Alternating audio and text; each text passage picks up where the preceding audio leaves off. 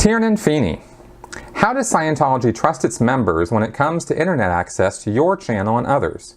YouTube shows and interviews by you, Aaron Smith-Levin, Steve Mango, and others often have troll-like comments, obviously by Scientologists. My question is, how are they allowed to watch your videos or read stories at all?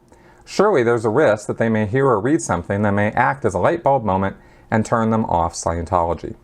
The people who generally are trusted with doing anything on the internet within the world of Scientology are people in the Office of Special Affairs. And these people have been vetted to some degree, most to a great degree, on their loyalty to Scientology, their committed, their fanaticism to it.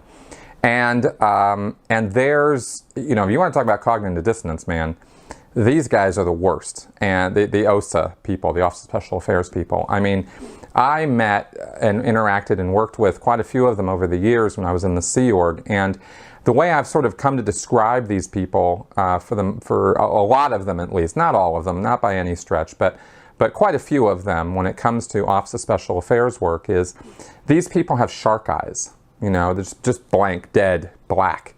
I mean, they're just not there. There's something else going on behind those eyes, and generally it's not very good. That the Office of Special Affairs is a place that you have to want to work in. You don't just randomly get transferred to OSA. You got to want it. And if you don't want it, they don't want you. So, one, this has to be the kind of work that you crave doing. And two, there's loyalty checks, there's security checks, there's things that they're going to do to vet you and make sure that you're with the program. And then there's a whole level of indoctrination that occurs with OSA staff that the rest of Scientology doesn't get. There are confidential issues and directives and guidelines within the Office of Special Affairs that no one outside the Office of Special Affairs ever lays their eyes on. And this is deep conspiratorial information. It is not true information. It is the biggest pack of lies and nonsense and absolute insanity that you've ever had anything to do with.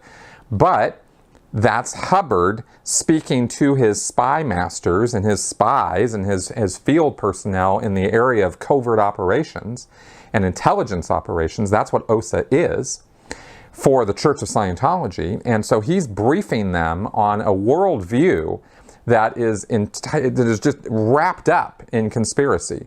I mean, this guy puts Alex Jones to shame. It is amazing, the dots that Hubbard connects between international bankers and financiers, government leaders, psychiatry, media.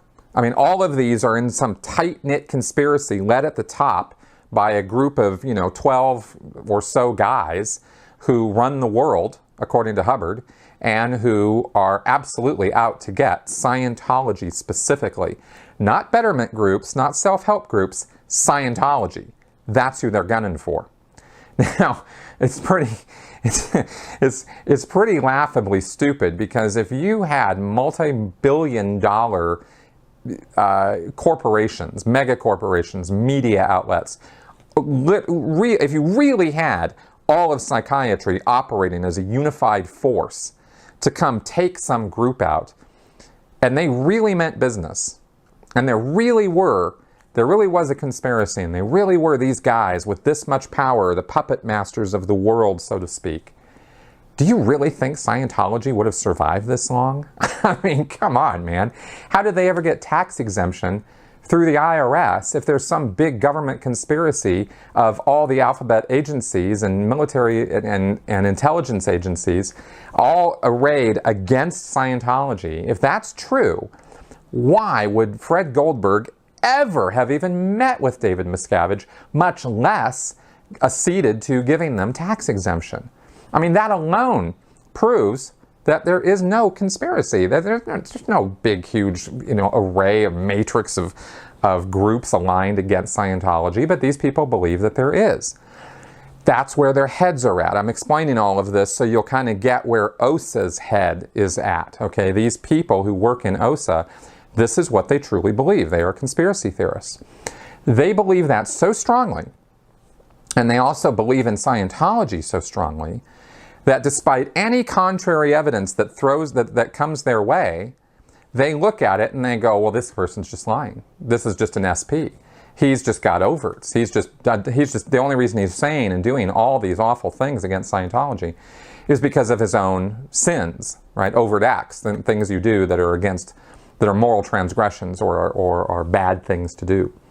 So Hubbard says that if you do that, if you do a bunch of bad stuff, you become a bad person and you just lash out at any group or organization that's trying to help mankind because you're the bad guy and you're trying to push man into the mud. And that's the view that these OSA people and that Scientologists in general have about people like me. I used to think this stuff, okay? So I really do, it's pretty deep down a rabbit hole. And it took me a long time to climb out of that rabbit hole and face reality. So I didn't have, for many, many years when I was in Scientology, I did not have a critically thinking mind. And I didn't examine the words of L. Ron Hubbard or the lectures of L. Ron Hubbard with a critical take. That's not how Scientologists look at L. Ron Hubbard's stuff, or David Miscavige's stuff for that matter. So they don't read stuff Hubbard says and go, that doesn't make any sense, that's ridiculous. They read it and go, man, that is just the most genius thing I've ever read before. It's amazing. My whole life is different now as a result of that one sentence.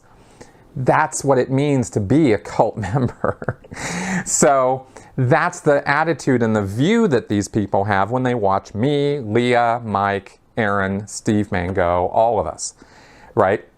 They're not hearing what we're saying.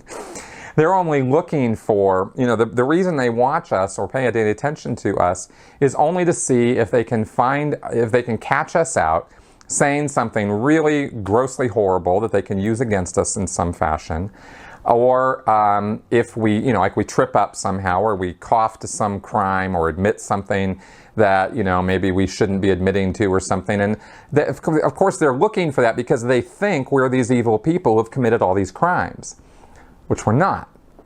But that's what they think. So that's what they're looking for. So everything is filtered through this maze of amazing cognitive mechanisms that this information has to filter through. And that's why they don't necessarily hear what we're saying and go, oh, good point. Or, oh, wow, I hadn't thought about that. That's, they're not listening to us from that perspective. So that's how they can get away with doing that. A lot, and to get to another part of your question there in terms of troll-like comments and stuff, not all of those are from Scientologists. Some of them are from just people totally just with nothing else to do except troll around on YouTube channels. I was particularly amused by seeing the sort of hive swarm that came down on me after I posted a couple of flat earth debunking videos. And for 24 hours, man, the comments section was just alive with insults and derogatory comments about me and my channel and what a horrible idiot I was. And so I went, wow, that's interesting. And then I learned in looking into why that would be that way, that there's some people who just do that for fun. They don't even believe in flat earth. They just think it's fun to sit on the internet and trash talk people. And then there are also independent Scientologists, and they usually self-identify, so they're easier to spot. And they come around and troll me all the time because I'm pretty anti-Scientology at this point, and I've made it pretty clear that I am. And they don't like that. They think that Hubbard got things right and that it's all good, and who am I to question his greatness? So those are that's the source of some of those nasty comments that you see. It's not all from the Office of Special Affairs. So anyway, hope that gives you some information you didn't have before. And if there's any aspect of this that you think I didn't cover, just let me know in the comments.